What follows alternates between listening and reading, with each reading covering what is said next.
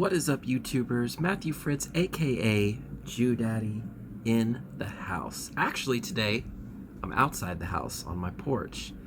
Normally, I've been doing videos with my C9 OLED and a Series X. Today, I'm changing it up. Today, I'm using a PlayStation 5 with my Samsung Q90T television. I know.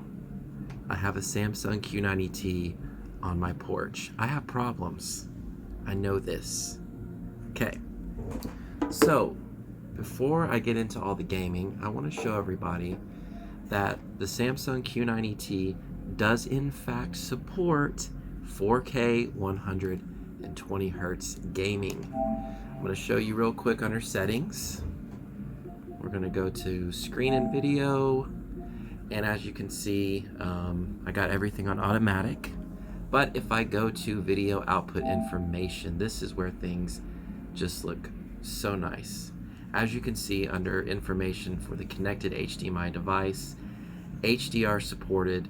We have all the way from 24 Hertz up to 120.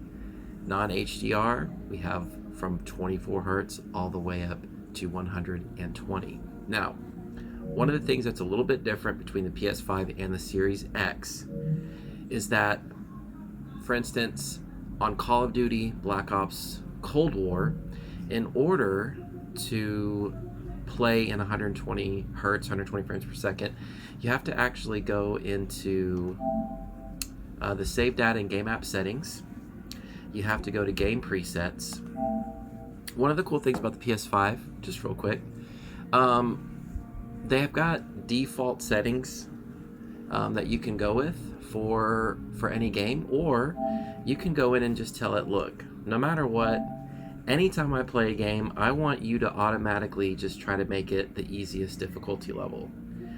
You can even go in and say, if I'm playing a first-person shooter, I want to play inverted.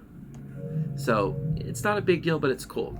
Anyways, but again, for Black Ops, for some reason, you have to go in and choose performance mode in order to get that 120 frames per second, as well as, which I'm going to show you real quick, you have to disable ray tracing. So I'm going to hop right into my library. I'm going to go to platform PS5,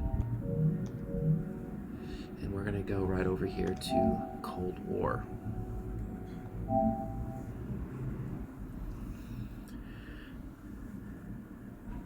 Now, the Samsung Q90T, it's impressive. I really like it. It's got fantastic brightness. It's got great colors. The viewing angles, while not OLED good, are pretty decent for it being a VA panel. I'm impressed. Overall, I really like it. I'm spoiled though. I'm always going to be an OLED person no matter what. But the Samsung Q90, for me personally, if I can't have an OLED and I had to go with the second best, this would be right, probably top 3, maybe the top. This might be it. So real quick, I'm going to show you guys, before I do some gameplay in my next video, I want to show you that under settings, you have to go to graphics, and ray tracing is already disabled, which is what we wanted. And you can't see it here, but it says 120 Hertz refresh rate is enabled. Now, if I were to go back out to the menu of my PlayStation, and if I were to go to my settings, and I want to, let's say I want to play with ray tracing, I don't care about the 120 Hertz, I just want to play with ray tracing and 60 frames, I would go back into my save data and game app settings, I would go back to game presets, and I would either choose resolution mode or I would change it back to game default. So that is how to get a PS5 working with your Q90, Samsung Q90T, and just to show everybody that it does, no matter what you hear on the internet, it does support 4K 120 Hertz, but for some reason with Call of Duty Black Ops Cold War, you got to do the performance mode. All right, I'm going to have some gameplay coming up. Peace out, Girl Scouts.